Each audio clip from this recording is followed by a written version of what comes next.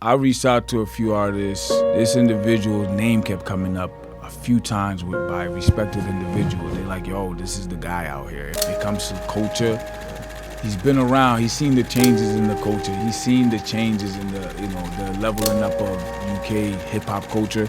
So I think it is important for us to sit down and chop it up with him. And ladies and gentlemen, we got DJ Mak10, man. MAK10 in the building. Thanks for having me. Big up. I was always a DJ. How long have you been DJing? 30 years. 30? So you were DJing during the grime, beginning of grime? The beginning of grime. You could technically say I'll probably press play on the first grime tune. If you're behind closed doors, not moving in the right way or making noise and upsetting people in certain places, doors will close on you before you even get to the door. If you make enough noise without looking for someone to pull you up, it will happen. Big Kano, MAK10, and this is Bars on I-95, London, UK. Yo, y'all know who it is, man. They be on the check-in. Still in London, man. We still in London. We breaking this thing all the way down, man. So we started off with a bunch of artists, different artists. We gotta tap y'all in, man. We talked to the streets. We talked to different influencers. We went to a few events. It was only right that we decided to have a sit-down conversation. One of their legends, man. One of the legends that's moving things. Listen, we had to this community. We had to do so much research to ourselves. I reached out to a few artists, and C's reached out to a few artists. A couple of names kept coming up in their culture, and this individual's name kept coming up a few times by respected individuals. They're like, yo, this is the guy out here. If it comes to culture, he's been here. He's been around. He's seen the changes in the culture. He's seen where grime comes from. He's seen the changes in the leveling up of UK hip hop culture. So he knows a lot of the shit that's going on right now. He could inform us on some things that we didn't know about. And I think it is important for us to sit down and chop it up with him. And ladies and gentlemen, we got DJ Mak10, man. MAK10 in the building. Thanks for having me. Big up. Man, we appreciate you, man. We spent the whole day with you. Yeah, damn near, man. Damn near. He was at his Adidas activation, man. How was that, man? Yeah, that was all right. It was a little vibe still. Yeah. You know, we was here from 9 in the morning. If you don't know, it's gone 9 p.m. Yeah, now. that's a fact. These lot are out here grafting. I've got to respect the graft. Love, you get me? man. So, Love. Thank you. Love. I know you've been in the UK scene for a while. You travel a lot too, man, but you've been in the UK scene for a while. You've seen a lot of different changes that happen. And I guess break down the evolution between grime. Our producer, Outlaw, she still doesn't understand what grime is. But grime is what the representation of hip hop is. It's not representation of hip hop, but it's what we call hip hop or rap back home. Is that grime here? What is grime? Grime is it's like our own sound. So a lot of people was rapping before. A lot of people prior to grime and garage would rap in American accents and some in their London accent, in the UK accent. But I think what happened was, like, London is a forward-thinking city in terms of in the whole of UK, in the whole of UK, sort of forward-thinking when it comes to music. So we've always been, and that's in dance music, electronic music. So we had like drum and bass, jungle, which is quite fast. And then it went into garage, which is like a derivative of house. It's just like got a different two-step drum pattern. And from there, like that, we had MCs who would sort of rap over garage beats. What happened was, you know, a younger generation started coming through that was into hip hop. But what was happening, they was more into lyrical content and speaking more about their life at that time rather than entertaining a crowd. They had wanted to express themselves, let's just say. So they was rapping about what they was seeing and what they was doing outside of their homes. on those type of beats. On garage beats, what Garage people are normally dancing, Got it. drinking champagne to, Got it. and they going out to dance with girls and look girls and spend money at the bar. Got it. So the goal wasn't to make a hit record. The goal wasn't to make a hit record. It was just some of the way where we was sort of taught to and used to hear rhyming, what we heard rhyming over was always garage.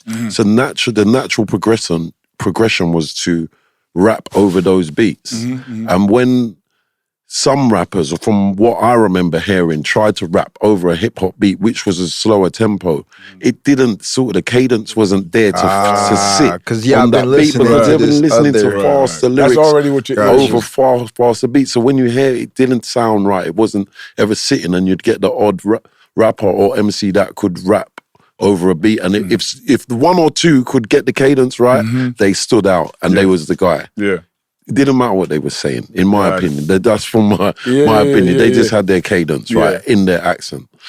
So a lot of people started to take towards the garage scene. Now, what happened was a certain generation was used to hearing that sound in a certain way, like party and music.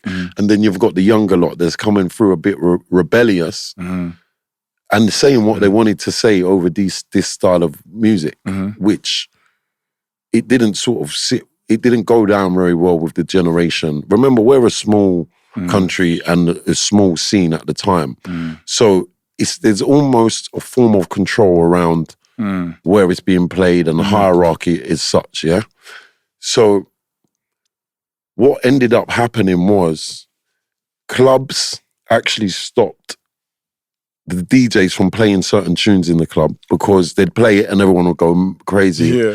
There was a certain tune that was made, POW, which was, what was POW, 2006, 2008, I can't remember. Yeah. But they banned it from all clubs because every time they played it, it just went mental. Yeah. But it was just a younger generation expressing themselves. That was our rap. So what was that That's called? a good way to put it. What was the song called that got banned? Yeah. POW. Pow. By What was that song? Lethal B. But what he did was got every Grimes, there's about, don't quote me on this, but there's at least 8 MCs on there. And what it is 8 bars of their like, we've got something what we call a reload bar. Or wheel up lyrics. Yeah. So for those of you that don't know, the reload bar is like your hottest shit that makes the crowd like stop. Go crazy. You so, right? So this is in the peak of grime being birthed. It's in a peak period, because it's had many. In an early peak period. So he's got 8 of the best MCs at the time with 8 of their reload bars. So you can imagine it's not getting past every time. The chorus is crazy. Then the next verse every verse is like a chorus. That it's someone's crazy chorus. Right. So it's just, and it still goes off today. You play it now, it can have the same effect. So they was banning all of that sort of grime in the early days. So what I'm trying to say is we birthed that sound as our hip hop. It was birthed out of being rebellious. Like, these lot don't want us to rap over this music. So some producers started making their own beats. And the beats ended up turning into grime. They was trying to make their version of garage, or trying to make garage, but couldn't make garage because it was too technical, and ended up stumbling across a darker sound that they could sound, you know. It's a good perspective. And I think just kind of hearing it, it's crazy how the picture's being painted from different perspectives, right? Yeah. And you have a very unique perspective in seeing how it's developed. And even being from an older generation, right? Seeing where it's at now and where the younger kids are at now. So I think for us, it's a learning experience. You know, even now we hearing it and it's starting to come. Yeah, for sure. Yeah. You know? And talking to you guys, we're starting to understand, right? Yes. Now, where everything you just said, where did you, because you've been a DJ for a while, did you always start out as a DJ? Yeah. Were you always a DJ? I always was a DJ, and I was always a DJ. How long have you been DJing for? 30 years. How many? 30. So you were DJing during the beginning of grime? The beginning of grime. Was it before grime? Before grime, but you could technically say I'll probably press play on the first grime tune. So Like, what is Big I ups, can man. say that. I can say that. I want to So clap it up, that's but legendary. no Yeah, one's I wish we really had like arguing with a crowd in here. You got to clap it up for that, clap man. it up for them, man. No one That's can't really argue crazy. with that. But So yeah. you was probably, and I think Scorch's team mentioned something. He was like, talk to you about that because you probably was there when they first kicked off. So you probably was around during the 98 DJ Yeah, 98. 100%. Yeah. 100%. What it was, I was in a crew called N.A.S.T.Y Crew, which my brother started, my older brother, but he went away for a while and I sort of stepped in and took over. But that crew ended up developing into one of the infamous grime crews up to today. Like some of the names that was involved in there was like Ghetts, Kano, DWE, Jammer, Sharky. It's a lineup. There was a lot of names within that. Yeah. But also around that time, you had the Dizzy Rascals, the Wileys, the Lethal Bees, the Crazy Titches. So there's a lot. So you came around with them? Yeah. Them guys? Yeah. All right, so I guess you was DJing. Yeah. What made you get into DJing? My dad was in a band, it just runs through my family music. So And you just picked up picked it one up of the two? early. Yeah, I started when I was like 15. So what is crazy. it like? Obviously, we heard about all the different transitions into the subgenres. What is that like from a DJ perspective? For me, I feel like I didn't really find my bag. Like I started off in drum and bass. I just learned how to beat match, like with vinyls and stuff. Then it just went into garage. Like it's a trend, isn't it? Music changes, like especially here. Like I said, it's like underground dance music. That's the trends that happen here. And there's other things that always stay, like the dancehall and the hip hop are always there. But we have a lot of different trends in terms of underground dance music, and I'm into that sort of sound. So I went from drum and bass to garage into grime. And when I found grime, it was like I found home. Yeah. They told me he's like, he's the grime DJ. He's like, he's a grime DJ. Yeah. So speak about that transition to current day. To current day? Yeah. As in what sense? UK drill is happening right now, right? UK drill is happening right now. You see what I'm saying about this is good because you see what I was saying about the garage and how there was a hierarchy and a bit of control around it. But back then there wasn't many people getting signed or nothing in those garage days. It started to happen. Right. There was some crews and some songs that was getting signed and things like that was happening, but it was very small and it wasn't to the scale of what's happening today.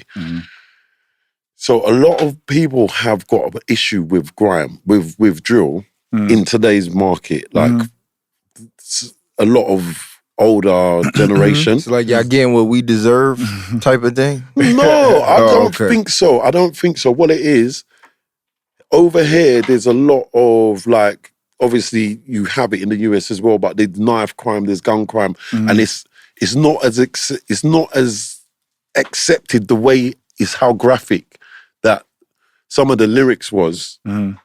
And are within the drill scene. Now, as you get older, it's kind of like, the difference between when something's in a song and something's not, right? And it's sometimes it's just being said because it's being said because it's cool. Maybe that's, some cool. Right?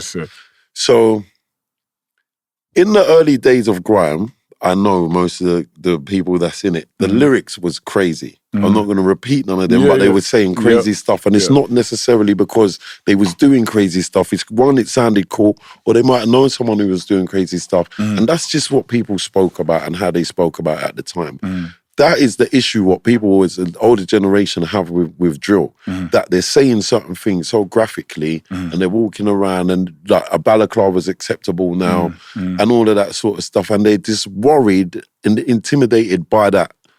And I look at that as how grime started. So when people say, drill this, drill that, I'm like, yo, these are just little kids who's trying to find a way out like we was. This is how I look at it. They're just youngers trying to find a way out and they're expressing themselves. As long as they're expressing themselves, it's cool because guess what? When they grow, their music's going to mature and their lyrics are going to mature and some of them are going to make it out. So if that's what it takes, then so be it. Do you know what I mean? And some of them are living out what they're doing. But, it's giving them something to do and express themselves. So I'm with it. I'm never going to talk bad about it. So how did you, I guess, do you look at it as, or what do you think of this new generation, do you is this something that you like as a DJ? Because I'm sure you DJ events. I'm sure you DJ. You just you did Adidas. Yeah.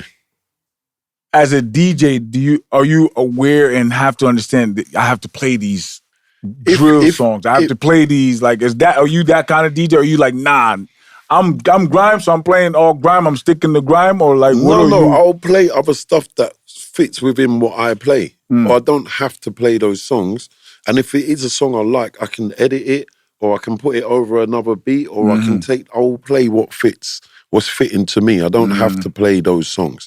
Because you won't put me in a place to play that song because you know I don't play it. So I don't have to play it. Do you know what I mean? So is that how you're moving right now? That is how I move. Because it's happening right now, obviously. Yeah, and if I can accommodate or will adjust some things to but I'll find a song within the genre that I can work with, and I'll make it my own, or I'll play it when I see fit. But I'm not going to play nothing that. And what is your style? My style at the minute is more grime. I play house as well, though, like Afro house and stuff, and I'm a piano. Yeah, we heard some earlier. Yeah. So that's what I'm doing. But I don't want to be just locked into one genre now as I'm older. Before I was quite, this is what it has to be. But I still do try and stick to have a sound. Right. Whether it's I've got a sound, you know. So you're and I just want to make sure I understand. So you try to stay away from drill as much as you can. No, yeah. I'm not saying that. Where did he get that? No, I'm messing. So in your career as you're producer, as you obviously DJing, these new sounds are happening. Obviously, you're known as they all say that you're known as a grime DJ, and as they transition, do you ever find yourself saying, all right, are they putting you in that space like, yo, he don't fuck with, like, are you doing your DJ sets where you're, what's the word if I'm looking for if you're basically catering to the new, like, are you fucking with the new, like, are you bringing them in? I'm a DJ. I have to be able to entertain a crowd. Yeah. So if that's what the crowd wants, then I have to. Like, I don't want to ever be able to stand in a place and I can't entertain a crowd, because then I'm not doing my job right. So I need to find a way to. Yeah. Do you know what I mean? But also at the same time, if you want that type of DJ, then don't put me there. Don't put you in that position. Do you know what I mean? Okay. And certain things I can and say it's clear, and it's clear in your branding. Yeah. Between who does business with you. Yeah, essentially. Yeah, definitely. Okay, yeah. So I guess that's what I was trying to say. Yeah. So you have a thing called Essence, right? Yeah. And this is like its own thing. Can you? I know what it is. I had to tap in. But can you speak to it? And this. Well, so the Essence is it's like a freestyle. It is a freestyle platform. But when I call it a freestyle platform, but it is a freestyle, but it's live. Everything is performed live. I've got a wireless DJ controller, wireless mic, wireless headphones, and we can go outside, we can maneuver wherever we want and film it, and we put it up. So it's a different aesthetic each time I do it. And also it allows a lot of creativity to go on within that scene. The shit is fire, bro. Like he gets MCs to go in there and go crazy, and then there's a thing called reload. It gives, when our MC goes crazy and they do their thing and they black out. Philly put me on to this. Yeah. He reloads and does the scratch. It's when you hear, and that comes from what? That's like Jamaican culture? Yeah, Jamaican culture. I think even from the stage shows, they was doing that with live bands. And they're just like, pull up. And then they start hitting the drums and stuff. But now, obviously, we just wheel up the tune. Yeah. But it's definitely from dancehall culture. Yeah. How much of that is influenced in I guess, you guys here? I know a lot of, obviously. Well, a lot of it is influence here, because even you see, like, you guys call it battling. We do clashes here. There was a whole thing. I don't know if you know what Lord of the Mics is, or if you've heard of it. I've heard of it. Yeah. So Lord of the Mics is put together by an artist called Jammer. He was in N.A.S.T.Y Crew as well. But it's called Lord of the Mics, and this was in the DVD days. So obviously, he was filming clashes of the best grime artists. And some of them, there's some legendary ones there, but we used to do that there as well. And a clash could happen in a rave where someone's trying to get the best reload, and it's like and then going back and forth. Going back and forth, reload. That's the fire. culture. That's fire. Yeah. That's tough. So we was talking to some artists earlier, and they were kind of telling us, we were just having this discourse around UK rap, and it's in comparison to America. Yeah, it's in its infancy stages. Yeah, right. You've obviously seen it kind of grow and become what it was, right? And we talked about where they're at in the pipeline and what might be holding them back. And everybody had an opinion. My opinion was, based off of what they told me, there might be some infrastructure problems in terms of people pulling each other up, right? Because we're black and brown people, essentially. Yeah. So the reason I said that is because I'm thinking about it from a situation. In order to get anywhere, there's people along your road that lift you up. Yeah. And I said, maybe you guys don't have that. So it's crabs in the barrels down in these areas where you all are trying to make it. Right. You being in a position to where you're a DJ now, right? You see it, your lens is different than an artist. Do you agree with that concept, or you don't agree with it, and you think there is avenues? In terms of people pulling up, in what sense of who are the people to pull you up? Is what so I would say, maybe a DJ that believes in somebody, right? And their job, they don't want to spin. Yeah. But you're in a position where you go, I'm gonna spin it anyway because I like this guy, or he's coming up, or a music exec, or I've personally have got a thing about that people bringing me up stuff. This is my thing. Yeah, get into it. Because I believe that if your product's good, it should be good. And then two is just the marketing of yourself. And we're in that age where we don't need to rely on anyone, essentially. Yes, we do need to work with people because we need people along the line to get to anywhere. But in terms of anyone pulling you up, I believe if you make enough noise without looking for someone to pull you up, it will happen. And I think if your product is good, all you've got to do is go out and make enough noise, and you've got the world in your hand, literally with your phone, with the internet. So you just got to think of ways of taking it to the people and just being disruptive. So I genuinely believe that if the thing's good and people are buying into you can go and do it. You don't need to rely on anyone. So how I would rebuttal that, because I agree with that, especially in current age, like you said, the phone in your hands. But how I would rebuttal that, in a sense, is, and maybe I use the wrong language in terms of pull you up, but we all kind of need an opportunity, right. So it's not that the product is bad per se. It's a thing, but it's like, who's going to hit the switch in terms of, like, we come to London, we don't know much about it. God graced us, you blessed us with your presence. You know what I mean? That is an opportunity for us, and the same that you blessed. You see what I'm saying? So do you feel like there's enough people in places that are allowing the opportunities? Because they were telling us, they'll go into a show and, it's time for them to go up, and they'd be like, well, your homies can't go. You know what I mean? Based off of what you represent. The vulgarness of what you represent. We don't want that in. And it feels like that maybe UK just hasn't gotten over that hump that the US has in terms of it. That still sounds like a mindset issue to me. Yeah. I swear, because I will just look at that and think, okay, then you can't come now, but let me get there.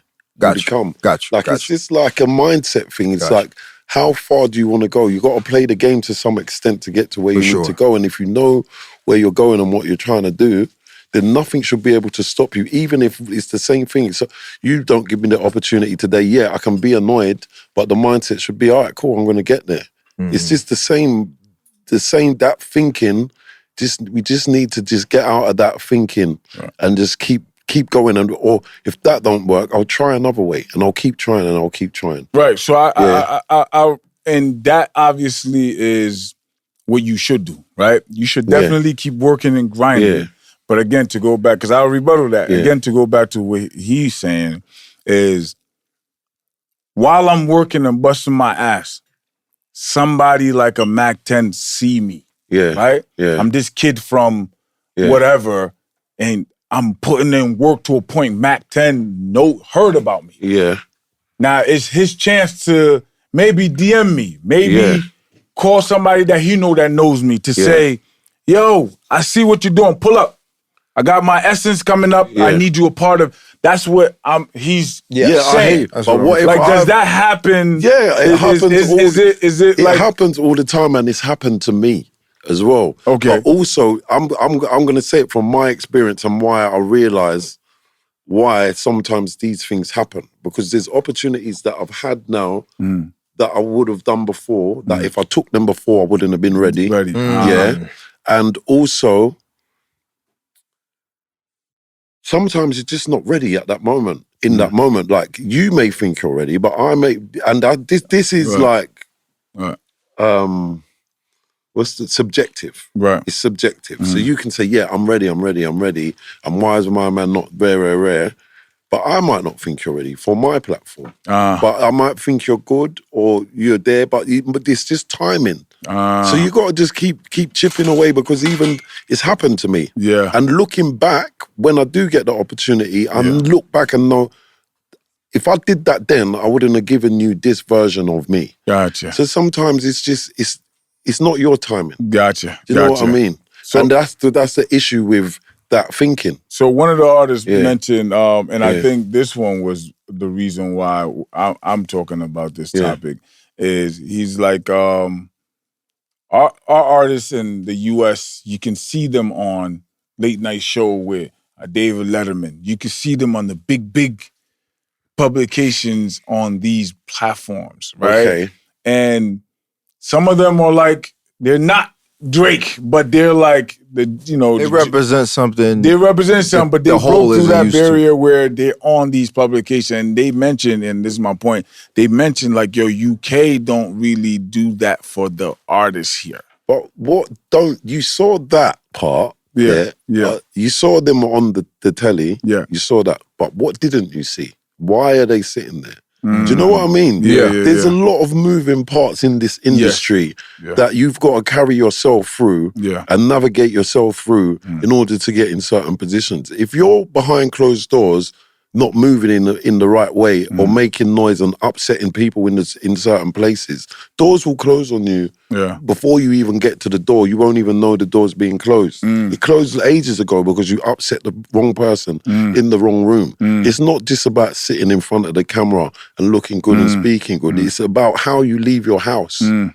how you treat people all the way up. Do you know what I mean? So there's a lot of moving parts. It's not just about me sitting there doing this. It's about everything else around it. You've got to be that person really in real life. I think look at that glossy stuff. What caught our attention about that conversation, I think he generalized. He said like they don't do it. Even the successful artists here, you don't see them like the ones we hear about. You guys don't even hold them to that here. Yeah, I guess they mentioned that. Now I'm not. You might have a different perspective. I agree, but he mentioned it's like, yo, tell me right now, which biggest UK artist have you seen on this platform here that's like a big platform here? I think MAK10's perspective is even in America, it had to start sometime. So what you're saying is do what you got to do. Just keep going. For it to start. Maybe we're just not there yet. And I do agree with them to some degree, but I feel like it's there's a mindset here that things should be given. This one needs to bring me in. And why is this happening and not that can me? Get that can get a little toxic too. Yes. And I mean, me myself, I've been guilty of that in the past, but my mindset has changed. Do you know what I mean? So I just think we're not there yet. And I think, like you said prior to we was recording, that you can see our culture in the next 5 years going somewhere. So I feel like we're still learning. With a lot of stuff that is happening in terms of working with corporates and the companies and going independent and just having these sort of conversations is showing that something is happening. Something's happening, but we're learning. And maybe for our generation, some will get through, but definitely in the next few generations, they're going to have it good. So now to bring it to pivot, to put it in a different lens, same topic. Yeah. You obviously have a different profession. Yeah. Right? And if we're being honest, a lot of what we're speaking about is our skin color. Yeah. Right? Oh, okay. Right? Not to throw you off, but it's cool. Let me land, right? Yeah, cool. All right. So is our skin color, are there a lot of the people that are being held back, right? So did you experience that to where you felt you were a great DJ and you wasn't allotted in these spaces just because maybe whatever reason. UK, for whatever reason, or if you thought in the DJ space, UK wasn't ready for that. Has that happened to you? You know what? Again, this is in hindsight. Yeah. If you asked me this question, you would say I would have told you something different. But I'll hold myself accountable for my own actions and say that anytime things like that was happening was down to my behavior around certain things and my attitude towards what was going on around me. Do you know what I mean? Because now, if someone tells me no or something, I will tell myself, now's not the time, or I'm going to get it anyway, and I'll find a way. Nothing can't really stop me because I'm on a mission. I know I'm good, and I'm only going to get better. That's what I tell myself. So I will get there. But I haven't, and if something like that does, I don't know, I can't really honestly recall something that hasn't been, I haven't played a part into why I didn't, that thing, situation. That's accountability, yeah. So I respect that, man. I respect that. That's pretty cool, man. And that's probably why you've gotten as far as you have, right? Because you don't make excuses. You just keep going. Working. So I guess, what's the DJ culture like here? The DJ culture. The rap culture, we see it fully. Like, we're seeing it now. Yeah. You got the Central, you got the Cinch, the Daves, you got the, the Stormzy's, all these people. What's the DJ culture like? Is you, I know AG, those are the big ones, but like, what's the DJ culture like here? The DJ culture here is wicked, but it depends on what, there's so many different genres going on here. Like, we've got a really got a lot of cool genres. Underground scene here where there's so many different genres, and some of them end up popping up like into, you got a thing in, is it Chicago, it's called Footwork and Juke. You know? Footwork. Yeah. You know it. You don't know it. Footwork and Juke? It's like 160 BPM. It's really fast. And I think I've heard it. I just went to Chicago this summer. I think I heard something. That's from years ago. That started popping here and became like an underground scene here. Yeah. And it still gets played. We've got like other little genres, dubstep, even Jersey Club and things like that. So some sounds are new sounds that are underground here and will be taken abroad, and they might end up in the US and they'll end up charting and stuff, and people will just look at it as a new sound. But we've got a lot of stuff that's been going on like that. So DJ culture is quite huge here. It is a big thing. I think even with how they were talking about some of these subgenres and the mix, I feel like, and I don't want to ruffle any feathers, right? But on first glance, I don't know, I feel like y'all have more of a mix than we have in America. It could just be my lens and what I listen to and who I bump shoulders with. I agree with that. But I feel like the way they're saying this came from this, this came from this, but I came from this island, this and this and this and this. You guys have a very, and we asked the question too, what is the leading horse in the race in terms of genre? Yeah. And they didn't really have an answer, at least they didn't really have an answer. Yeah. So I'll ask you that question, but I will say, to your point, I think you guys just have like a bigger melting pot. There's so many, but obviously I'm gonna always go with. I'm gonna go with grime, but I think there's house is huge here. Yeah, for sure. Drum and bass is huge here. Hip hop is huge here. Afro beats. I'm a piano. Yes. And you could go into a venue and hear them all. Venue. Yeah. So. It is very diverse here in terms of music, and also people are very open-minded to new sounds. Nice. So I think I asked you this earlier, and I'm hoping, let me see if I get us the answer about these particular categories, grime, UK, you said the house music is pretty big.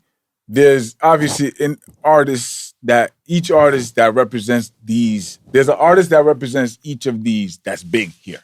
Yeah. Right? Yeah. There's no leading one like nah, if I made drill music, that's the most popular here.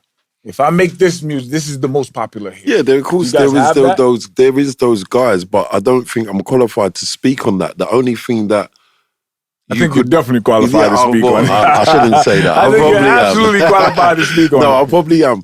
But obviously what's driving the market at the moment is numbers and ticket sales. Yeah. So that's all we can look at. And if you're looking at it that way, then there's clear leaders.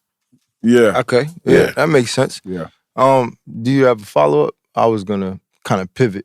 Well, I was gonna ask him, so I guess as the DJs, there's grime DJs, are there UK rap DJs, there drill DJs?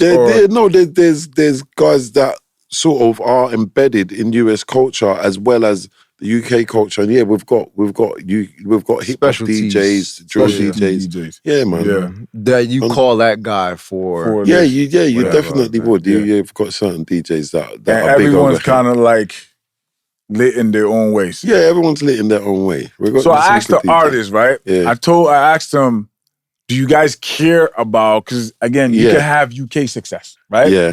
And I don't know what that looks like here, right? Yeah. Obviously, you could get your pounds or your money. You can get the peas here without having to leave the country. You travel all the time. So you go get the money and come back. Yeah. Like, do artists here, do they, I guess I'm going to ask you too, do you guys care to be known and like prevalent outside of UK? For me, as a DJ, obviously I'm doing production now as well, but definitely I think if you look at England's small in comparison to somewhere like America. Mm-hmm. There's opportunities elsewhere, and where for me I'm playing quite a niche music. This ain't enough. Got you. There's more, and I'm also intrigued to see how it's perceived around the world. I like traveling, and I'm always want to know. I definitely do care about going abroad and seeing, playing elsewhere. But you're always welcome in America. We know, for sure. We gotta do. We're gonna do. We gotta set up a block, cut it off. We're gonna do the thing. I'm gonna be there. Yeah, we'll cut off a block. Connecticut gave us our own day, so maybe we just cut off a block. Listen, he said he's coming. He says coming to the brunch next year. Oh yeah, you gotta come to the brunch. Yeah. You know what? Did he show you the video? No, I seen it. My manager sent it to me. Yeah. But what was I gonna say? You see the essence thing, it was more about artistry as well, because sometimes what's happening is people are just stopping by, they're doing their latest song or their release, and it's like they're just spraying a few bars. So I just wanted to give my spin on a format, and sort of go outside. You've got the range to do what you want. I've stood on top of cars, I've stood on bridges, I see it. We've done different crazy, lenses, and I'm just trying to, and we do it live as well. So I'm just really trying to sort of push the mark with that one and see how far we can take it and up the production. So doing it in the US, right? Would be great. We can help you with that. Today for we sure. were stomping through central London. It's crazy. Yeah. So I mean, is it difficult to do that live? Just no. inside For me as a DJ.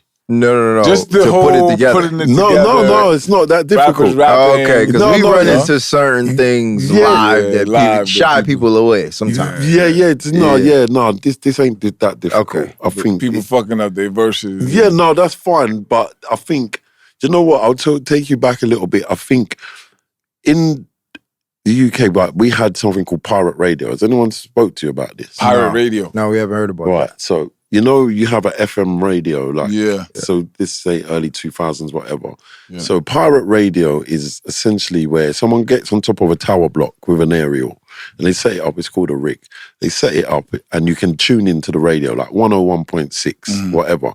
Someone like me or a kid from a tower block or an estate, what you would call a project. So this from the hood, we'll go and set up a radio station, and now our station's 101.6. Let's just say it's called Bars on FM. Yeah. So now me and my friends are broadcasting across London. Yeah. So now we have every 2 hours a DJ and his MCs or rappers as well. They turn up every 2 hours, and we're broadcasting across London. People would be recording those on a tape player. So it would be on the roof, but the wire would run into like a flat, a flat, or a building like this, or whatever. They would link you guys it up be to running live broadcasting. So that's how. This is another thing. It's like plugging in a PlayStation. If you know what you're doing.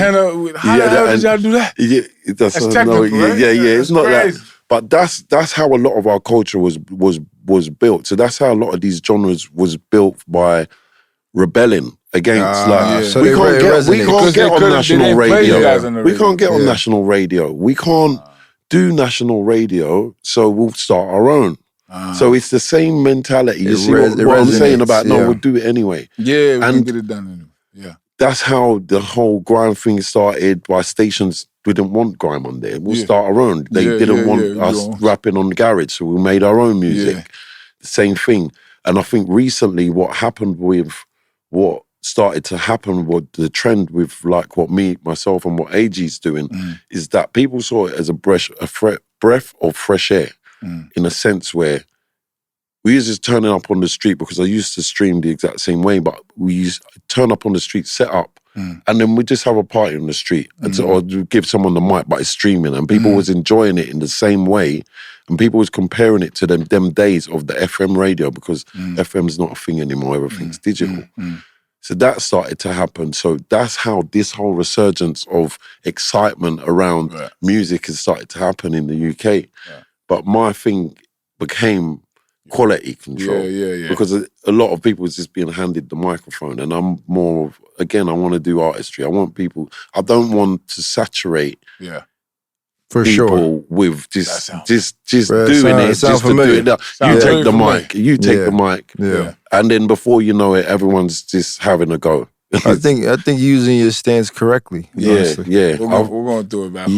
That's why we started this. I'd rather have quality, but then who at the same time you want to bring new people through, right? So that same thing, what you were saying, Mak should put me on. At what point who is my platform, because I get to choose when I feel it's right for my platform, right? Then they can't get mad at you for that. You think different because you're ready now. So that's the thing. We experience that all the time. I think you have a good, well-rounded understanding of it. So it now comes off as genuine. Because you're vetting everything. Right. It's not just you saying no because you just want to say no, and when they trigger power. Right. They're triggered because they think you just said no. But if they hear your perspective, they go, all right, maybe I need to put in a little bit more work. Exactly. So, all right, so I'm going to be honest. This is just a personal question of mine. I've always been intrigued with the profession of DJ.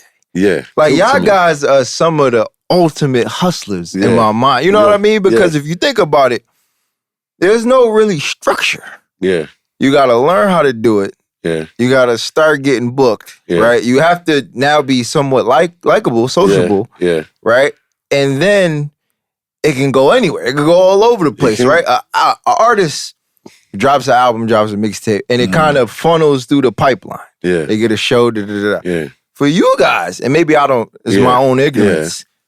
For you guys and the DJs that I know, y'all, it just seems like y'all made a best man win sort of situation. So speak to the grind of being a DJ. The grind of being a DJ, first of all, it's a beautiful art. It's science. I'll tell you that straight.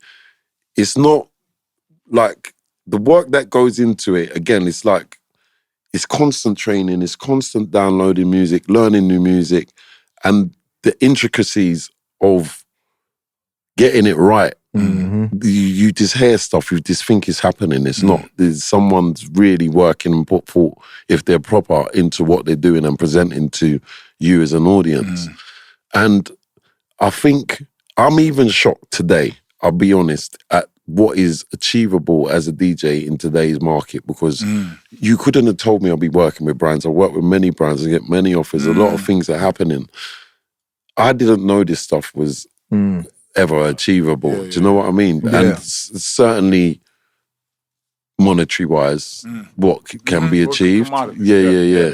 So, it's not easy though. You are literally in like, it's definitely a saturated market. Right. Yeah. You know, and it's difficult to stand out. Yeah. Mac getting to the bees. No, right. Get to the bees. That's what you said. You get to the bees. Mac up there. Mac ain't know. That's why he talking like that.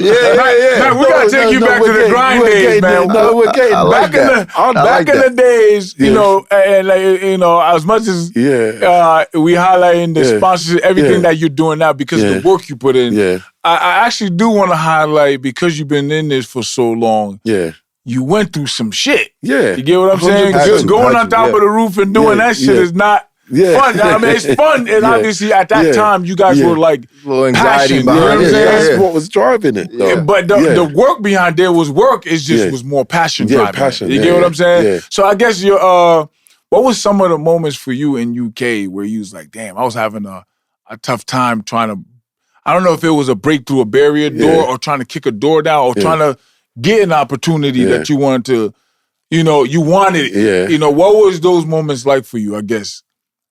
When you say what was they like, in what sense? Like I guess it wasn't all sunshine and rainbow to the money, that, you know, to all the opportunities you're getting now. Yeah. What was the grind? What was can you experience some of the grind, like some of the story, or like a story that it was a tough time at that point where you were trying to kick in a door or trying to get an opportunity? Again, he been always getting That's why it's hard for him to come up with something. He was always no, not even. But some of them stories, it's just it's not really relevant to who I am today. Yeah, do you know what I mean? Yeah. The reason why I'm, you know, all jokes aside, the reason why I'm asking you is, again, you guys, I really believe UK is in its infant stages of where it's gonna be. Yeah. And there's gonna be a new MAK10. There's gonna be new young DJs. Yeah. And all they see on social media is a success. Yeah. They see Mac's success. Yeah. They hear the interview, all they hear is Mac's success. Yeah. They don't hear, you guys don't know what to get to where I'm at, there were stories that there's moments I've had that you guys don't understand. That's why. So you understand why I'm asking. I can tell you what it looks like to get to where you want to get to, and we're doing it today. You guys are doing it. What time have we been at since 9 o'clock? What's the time now? He flew in at 4 a.m. I flew in at 4 a.m. Got up at 9 or 8 a.m. The guy behind the screen here, he's slept in this studio. Yeah, you know, you guys have been there. You're flying back. This is just what it takes. Right. If you're not willing to put in the hours, then that's it. This is all. Just keep this format of work, and that's all you need. You don't need to know nothing else. That's a good way to simplify it, man. You have a super dope perspective, man. And we asked all of the artists that we had on the show this question about, I guess, who were your inspiration as a DJ? What was the inspirations? Who were your inspirations? Well, there's a DJ. He's a UK garage DJ called DJ EZ. And he's called EZ, yeah. But you guys wouldn't know about that. I mean, Phil is making noise in the back, so I know he knows. He's making noise in the back. It's a UK thing. It's a UK thing, and it's like a UK garage thing and underground music. He's more early 90s, something like that, right? Late 90s. Late 90s, early 2000s, still going now. Give me three. It could be artists too, but give me 3 people that were in the music scene that influenced or inspired you as a DJ. You got DJ. You mentioned him. Yeah, give me 2 more names. I asked everybody this. You got to give me 2 more names. And it could be artists too. It could be somebody that inspires you today, right? It doesn't always. You know what? I'm gonna say Dizzy Rascal because who's also an artist. He's an artist that everyone knows, but he was early on in making like his own music and rapping. He had like probably the most popular album at that age. So he gave a lot of people that scope that this can be achieved from grime anyway. So I'd say Dizzy was an influence. And who else would I say?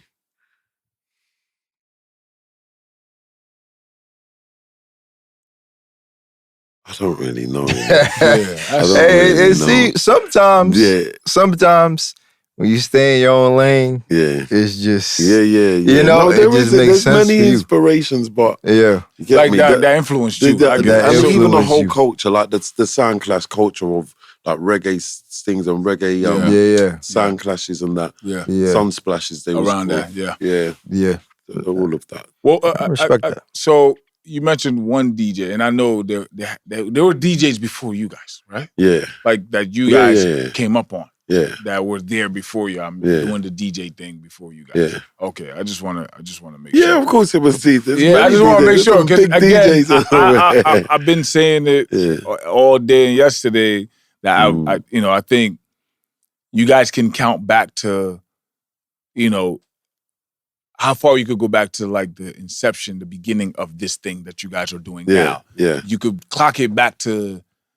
I mean, it sounds like you was there. You know what I'm saying? Yeah, definitely. You could clock it back to the people, and then even before you, were African Bambaataa and the Zulu Nation were the creators. Like they were the ones who coined back then with hip hop. They coined a lot of things, and we could clock it back to them. Before them, it was something completely different. Yeah. So they were like the forefathers. It began with like kind of them and others that was around that time, but before them there wasn't none. So I'm asking you because I'm thinking there was people before you guys around that inspired what y'all started doing.